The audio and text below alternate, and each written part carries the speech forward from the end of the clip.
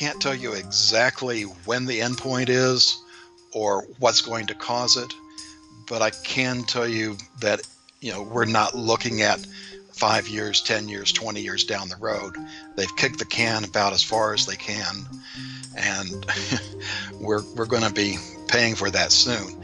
And when we look at the lessons of history, what normally happens after severe economic times is war. And this was the example that we had with the Great Depression and World War II. And while we can use that as a guide, what concerns me so much this time around is we've got such wonderful toys to play war with now. Back in World War I, World War II, Europe was devastated both times. But the United States mainland really went unscathed, and even in World War II, was basically Pearl Harbor was hit. And now it doesn't take that much with missiles and portable launchers and a whole array of things that can be used.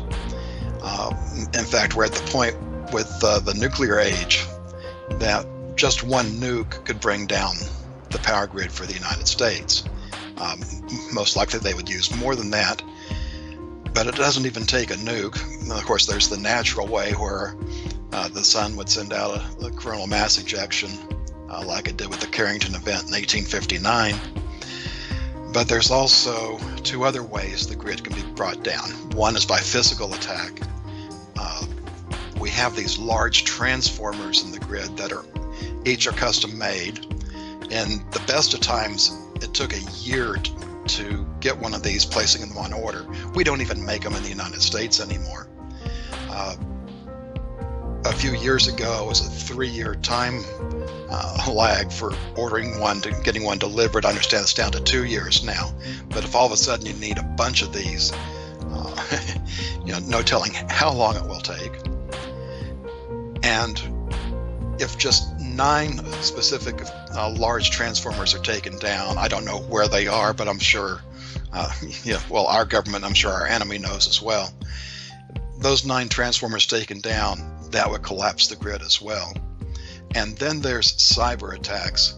And the departing head of Homeland Security a few years ago said, 100% chance that our power grid will be brought down by a cyber attack. And this is not something that just, you just got to clean up the computers and get back going. It ends up doing things that's destructive to the infrastructure.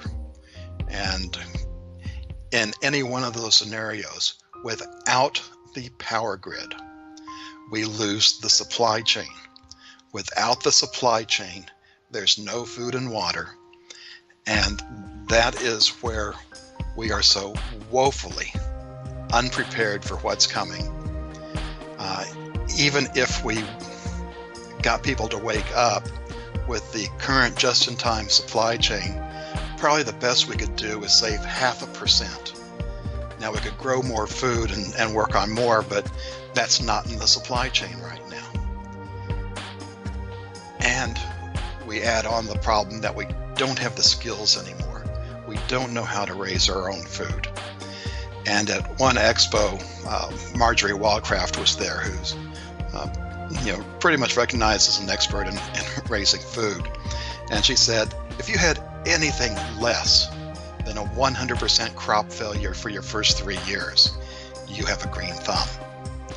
So that tells me, if you don't have at least 3 years of food saved up, unless you're already raising most of your own food, you're not going to be able to survive your own learning curve. And the thought of just going out and, I'm going to, bag Bambi and go fishing and things of that nature. Well, because we've been divorced from the way God does things, or wants us to do things, we don't understand how that works. There's a carrying capacity to the land.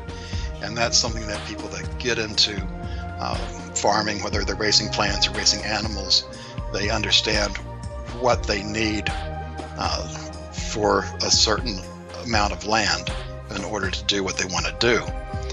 And that goes for humans as well. And it was just a few weeks ago I came across a statistic that to have a sustainable carrying capacity for a hunter-gatherer type human, you would need 10 square miles per person. So if you're talking about a couple, that's 20 square miles.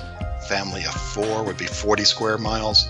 That's an area a little bit over 6 by 6 square. That's a pretty good size area. And given that it's going to be picked over due to starvation, much like we're seeing in Venezuela, you'd probably need more area than that. So just planning on going hunting and gathering is not going to cut it for you unless you just happen to live way out in the boonies in areas that are still fairly pristine, but that's certainly not the majority of Americans. Now, if all of the nations are truly controlled like some people believe, and that includes Russia and China, once there's the financial collapse, that would be an ideal time to implement that wonderful global New World Order, one world currency, Agenda 2030, all of that stuff. And given the technology that's going on today, that to me gets to be truly frightening. And in fact, I've been doing spy tech reporting for about the last 2.5 years. I guess it's getting close to 3 now.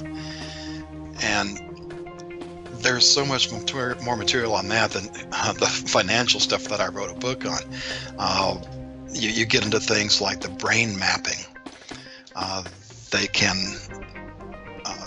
adjust what you believe in. They can, there was one process, they can switch you off, much like you do a light bulb, and switch you back on and you never even know you were switched off. There's DNA. The CRISPR technology is truly disturbing. That's where they can go in and edit your genes. And not only can they do that, but it can change the germline so that any offspring you have after that point would also have the modified DNA. We've got artificial intelligence that we see just exponentially expanding. We've got quantum computers, which I also find disturbing. I have, say a degree in computer science, but I haven't worked with things like supercomputers or quantum computers. So when I went to look up about quantum computers, I found out that the people working with them don't even understand how they work. And the way they describe it is they'll put together this problem to be solved, and then what they say, it's like it's shipped off to another dimension and the answer comes back. And if that doesn't raise the hair on the back of your head, I don't know what will. I really don't think we have to worry about microchips or tattoos, because those things do not really serve well as identifiers. They can be easily spoofed. However, biometrics is coming in big time, and I think that's going to be used as the identifier. Those things pretty much line up with a lot of things we read in the book of Revelation.